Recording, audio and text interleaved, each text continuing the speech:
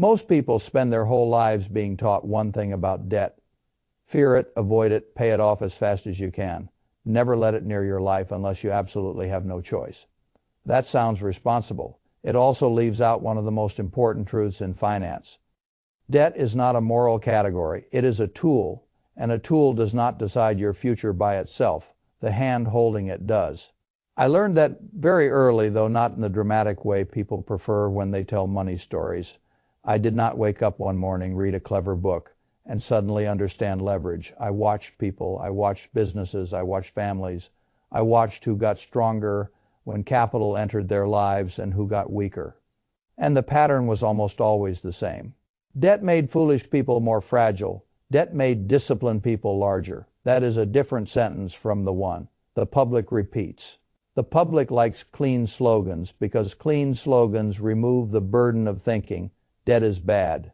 Pay cash. Never owe anyone anything. Wonderful. Now, you do not have to distinguish between a man financing a ski boat at an ugly rate because he wants to impress his neighbors and a woman, using a fixed-rate loan to acquire a productive asset that pays her every month. The slogan lets you condemn both equally and feel wise without ever touching arithmetic. I have no use for that sort of wisdom. I have always wanted the numbers. If you lend me money at one rate and I can put that money into something that earns a meaningfully higher rate with acceptable risk, I want to see that spread. I want to understand how durable it is. I want to know what happens if things go badly. I want to know how quickly the asset produces cash, how stable the demand is, whether inflation helps or hurts, whether the debt is fixed or floating, whether I can survive 2 bad years in a row without being forced into stupidity. Those are adult questions. Most people never ask them. They ask easier questions instead. Can I afford the monthly payment? Will this make life feel better right now? Does this look like progress? Those are consumer questions. Consumers borrow to feel larger. Owners borrow to become larger. That is the dividing line. I want to say this plainly because the culture has done a terrible job teaching the difference. Borrowing for ego is poison. Borrowing for acquisition can be powerful. Those are not the same act. If you borrow to buy a car you do not need, a vacation you have not earned, furniture chosen more for image than function, or some lifestyle upgrade that drains your salary every month, the debt shrinks you. It reduces future margin. It makes your next choices narrower. It increases dependence on the next paycheck. It asks your future self to work harder so your present self can feel briefly upgraded. That is not leverage. That is consumption wearing the language of sophistication. But if you borrow to acquire a productive asset, a rental property with real cash flow, a business with proven earnings, equipment that expands profitable output, or some other structure that has a realistic chance of paying the debt service and leaving something behind, then the debt is doing a very different job.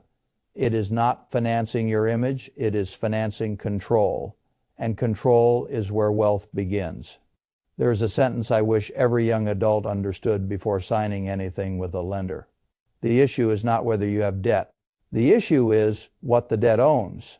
If the debt owns your future labor and gives nothing back, you are trapped.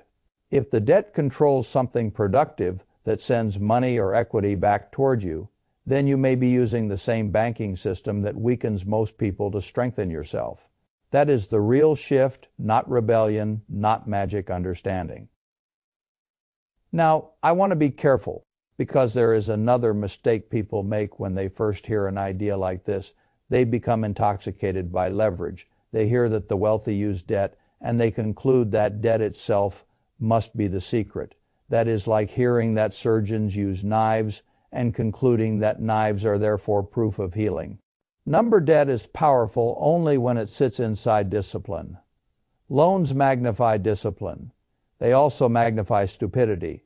If you are reckless, debt does not rescue you. It accelerates your collapse. I have seen intelligent men destroy themselves, not because their core idea was wrong, but because they layered too much debt onto it and left themselves no room for time. That is one of the cruelest truths in finance. You can be right in the long run and still be wiped out in the short run if the debt structure gives the world a vote before your thesis has time to mature.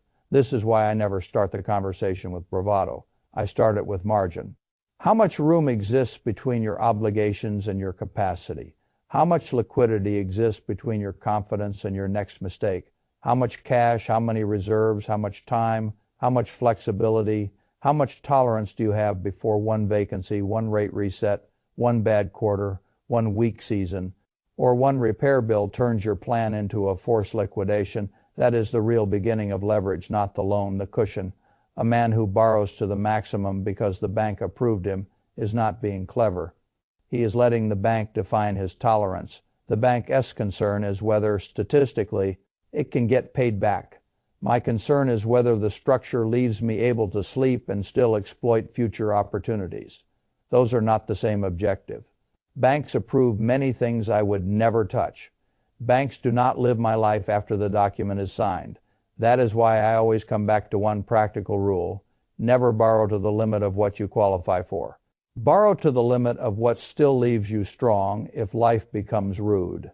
That sentence alone would save many households and many investors from years of regret. The public often confuses ambition with maximum stretch. They are not the same. Ambition without margin is vanity. Margin is what lets intelligence remain intelligence after something goes wrong, and something always goes wrong.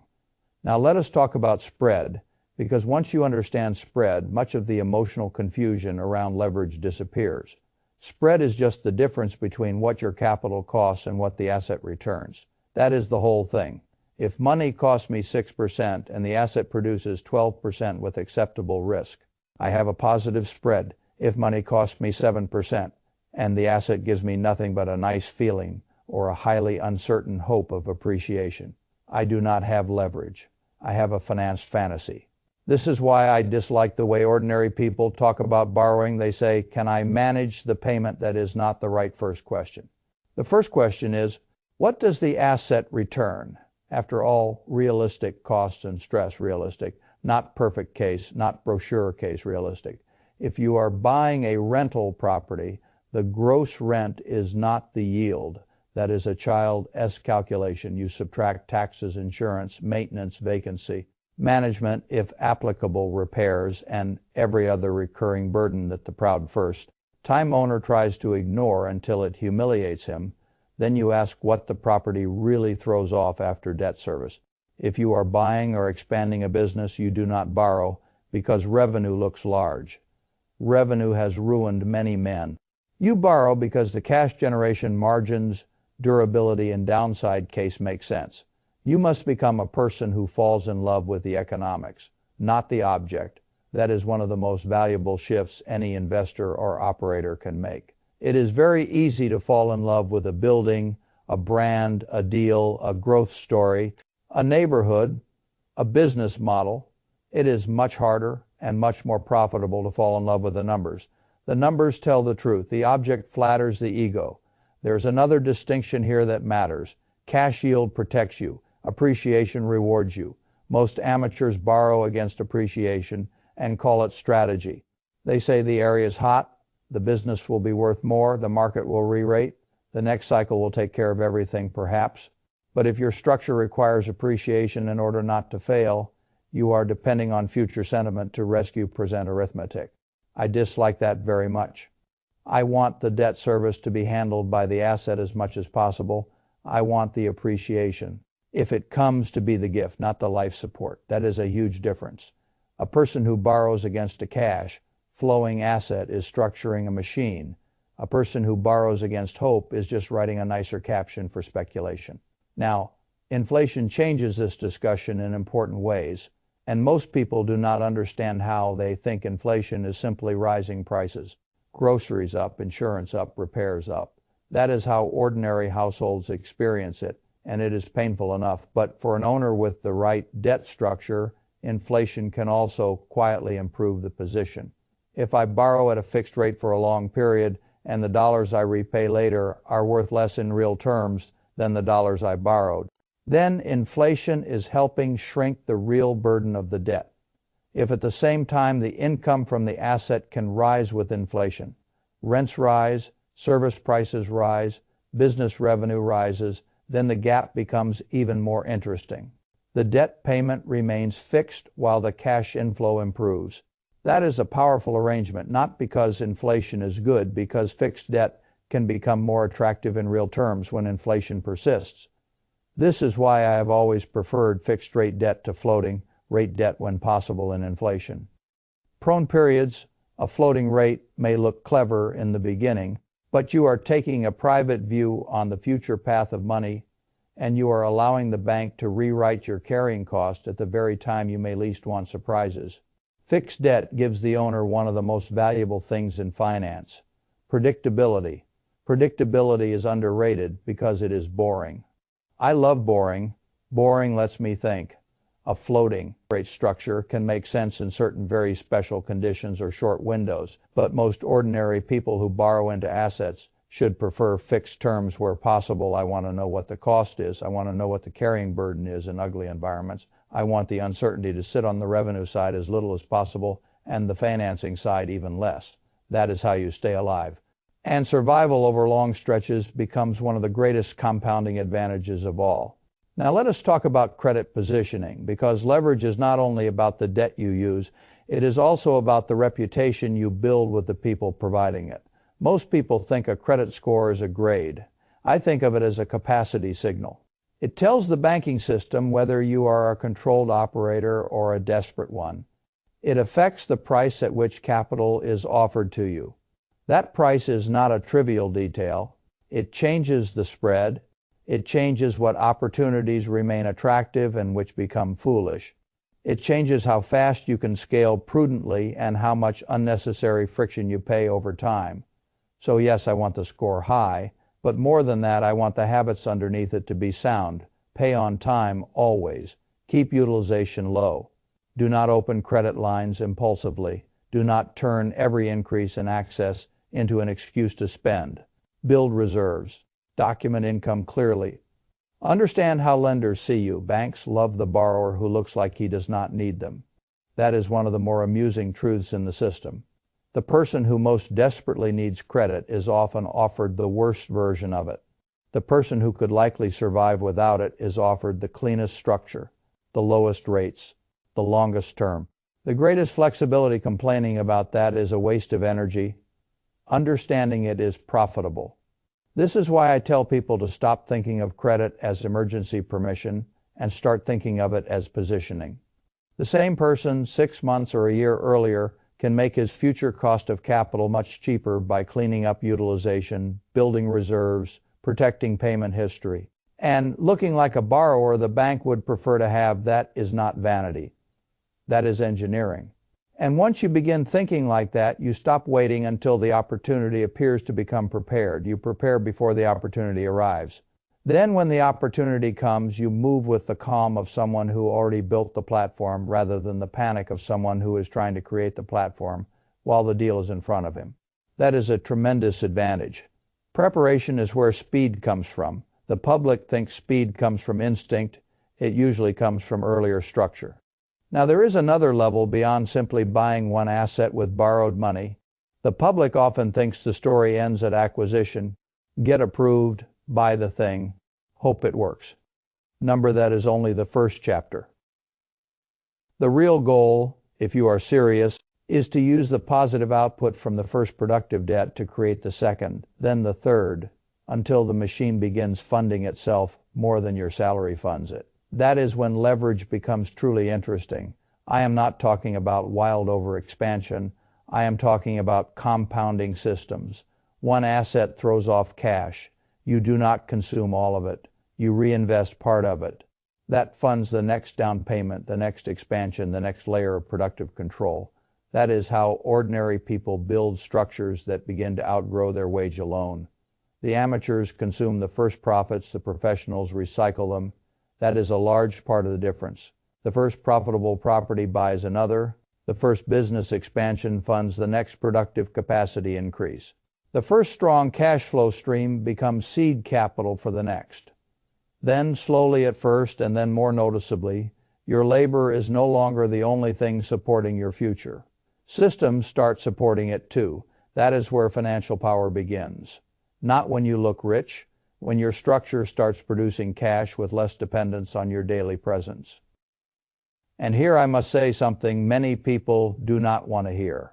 Not every system is worth building. Most people over-diversify out of insecurity and under-diversify out of ego. Both are expensive. If you know one lane, well, start there. Build competence before expansion. A person who tries to borrow into 5 different worlds before mastering one is not diversifying. He is scattering himself. But once one machine works, you must also respect concentration risk. If every property is in the same neighborhood, every lender is the same bank, every maturity date arrives in the same year, and every revenue stream depends on the same economic condition, then you are not scaled, you are exposed. The best structures grow from strength into intelligent diversification. A solid base in one asset class, then adjacent expansions, then funding diversity, then maturity laddering, then liquidity to support the whole structure, when one piece inevitably becomes irritating. This is how adults scale. Not by collecting assets like trophies, by building systems that can survive inconvenience. That survival matters because every leveraged structure eventually faces the same question. Should I still be carrying this debt? I love this question because it reveals maturity. Early in the wealth-building journey, most people ask how to get approved, how to borrow, how to scale, how to use debt. Well, later, the better question appears. Does this debt still deserve to exist? That is a more sophisticated question. Debt should not become your identity. It should become optional. Early debt can be acquisition debt. Then comes optimization, cheaper terms, better structure, extended duration, refined balance later. If the assets mature well enough, the debt becomes optional debt. You can hold it because the spread still justifies it, or you can retire it because peace now matters more than acceleration. That is evolution, not fear, not pride evolution. One of the worst mistakes I see is that people either avoid debt forever or cling to it forever. Both are rigid.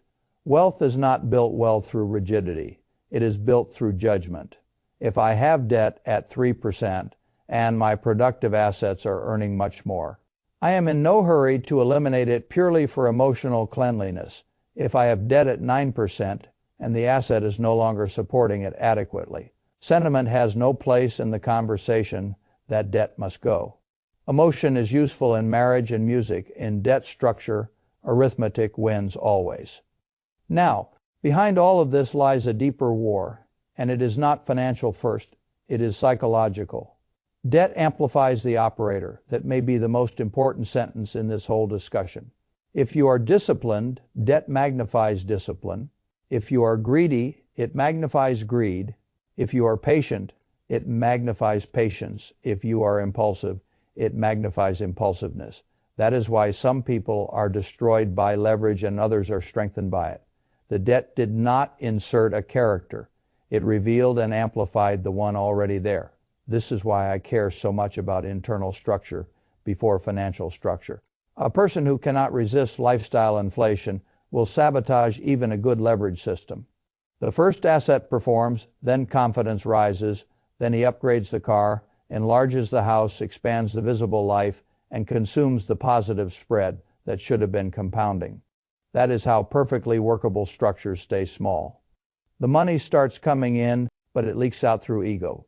Ego is the most expensive liability I know. A man with a high income and no control over ego is financially fragile in nicer clothing. A person who can remain visually average while the asset base grows underneath is often becoming much stronger than the public realizes.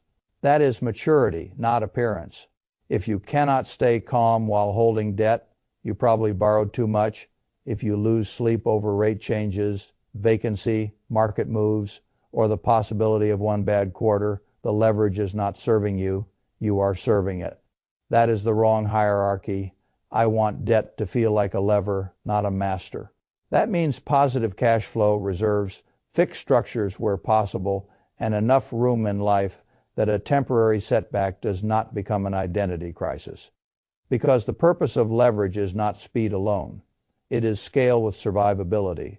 And if you can build that, something wonderful eventually happens. You stop needing permission. This is the stage most people never reach because they either refuse leverage forever or let leverage own them. But for the patient operator, there comes a point where the assets are strong, the cash flow is real, the reserves are large, the dependence on the job is lower, and debt shifts from necessity to optionality. That is financial sovereignty, not merely independence. Sovereignty, you are no longer asking whether the bank approves of your dreams. You are deciding whether the terms offered are attractive enough to bother accepting. You are no longer borrowing because you need to. You borrow only when the structure meaningfully improves because of it. That is an entirely different psychological position, and that is where the whole journey was supposed to lead. Not to being dramatic, not to feeling powerful, to no longer needing permission from so many outside forces, simply to remain calm. That is the real point of financial strength, not performance freedom. Now, I should say this clearly, because I do not want my meaning twisted. I am not telling ordinary people to go run at debt like a bull at a red cloth. I am not telling you to leverage up because it sounds sophisticated. I am not telling you that every borrower rejected by a bank is some hidden gem waiting to be financed by your imagination. I am not telling you that every business deserves debt. Every property deserves debt, or every investor has the temperament to use debt. Well, I am telling you something simpler and more useful. Debt is not your enemy. Ignorance is undisciplined borrowing. Is borrowing for ego, is borrowing without margin is. Borrowing into assets you do not understand is borrowing without positive spread is. Borrowing without reserves is borrowing because the payment feels manageable rather than because the economics are sound. Those are the enemies. Once you see that, the whole subject becomes less moral and more practical. Then you can finally ask the right questions. What is the rate? What is the spread? What is the downside? Is the debt fixed? How long is the term? How strong is the cash flow? What happens if income falls? What happens if rates rise? What happens if I am wrong? How much room remains if life becomes unpleasant? Can I sleep? Can I survive? Can I still exploit opportunities if one piece of the structure misbehaves? Those questions lead to wealth. Not because they are exciting, because they are honest. And honesty is one of the best financial advantages a person can have. The bank is not evil. The bank is not your savior. It is a fuel station. Fuel is useful. Fuel is also dangerous. The vehicle, the driver, the road, and the discipline decide the ending. So if you want to use debt, well, stop asking whether debt is good or bad. Ask whether the structure is strong or weak. Ask whether the asset produces or merely flatters. Ask whether the spread survives stress. Ask whether your temperament deserves leverage. Ask whether this capital expands your freedom or merely decorates your present. Those are the only questions that matter. Everything else is emotion dressed as doctrine. I have made a fortune by preferring arithmetic to doctrine. I recommend that very highly.